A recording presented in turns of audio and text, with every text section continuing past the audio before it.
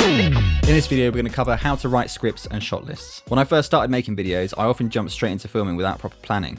My biggest weakness is organisation. I'm a spontaneous person and planning stuff for too long would cause me to lose motivation about it. I didn't mind writing scripts for paid projects, but for my own content, I'd get bored. Now though, I really enjoyed the planning stage. It becomes a lot more fun when you have a structured approach. There was a particular turning point for me when I forced myself to write my own video and completed it, and that video actually ended up being the best performing one on my Instagram. Traditional script writing format for feature-length films doesn't fit typical style of video that most videographers and content creators make. So I decided to create my own way of writing scripts. After I've gone through the ideation stage, which we covered in the storytelling video, I focus on the dialogue first. Then after I have everything written down, I fit the dialogue into the sections mentioned before. In the case of a value structured video, it would look like hook, introduction, value point 1, value point 2, and value point 3, resolution, and then call to action. I then try to refine what I have written to flow naturally and be as precise as possible. If it doesn't need to be in there, then I cut it out. Now I have the dialogue down, I will search for a song. I think about how I want to represent my brand and how I want people to feel when they watch my video.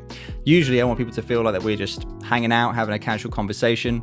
I think about what type of song would fit that scenario and also reflect my personality. I'm pretty laid back, so anything chilled pretty much works with a decent beat, so that's the kind of music that I use. Once I've got the music, I read my script aloud and imagine where I would be in the video when saying my lines.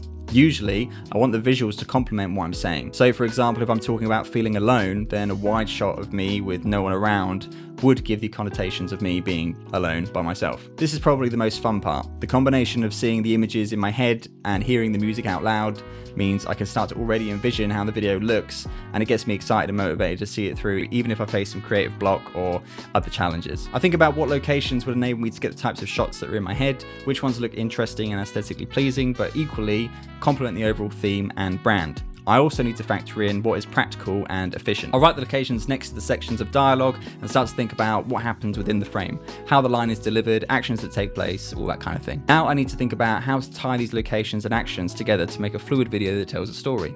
I'm already using storytelling with the dialogue, but there is also a visual story going on at the same time. Usually the easiest way to do this is to create sequences or mini scenes which are then transitioned between using B-roll, which now leads us on to the next thing, which is creating a shot list. I write down the obvious shots that I'm planning to get, the ones I've already written down in the script, plus I'll also plan to capture specific B-roll shots that either transition me from one place to another or help aid storytelling in some way. I usually capture the same thing multiple times from different angles just to give me as many options as possible in the editing room. For example, I could deliver the hook and then just before the punchline of the intro I can switch to a different angle like a drone shot to give room for the title. Then as the music drops, the intro starts and people are already in at that point. It's these subtleties that make listening to the music and reading the lines aloud fuel your imagination. I also think about what types of shots I want to use for specific scenes. Do I want it to be a mounted shot, handheld shot, gimbal, etc. Sometimes I'll literally just capture a still frame because I think it will look good for a background of a title that I'm going to create later. We will cover more of how to look for these shots and compose them in the cinematography lesson. Make sure to download my script writing guide to help you with everything we've covered in this video. I look forward to seeing what you create.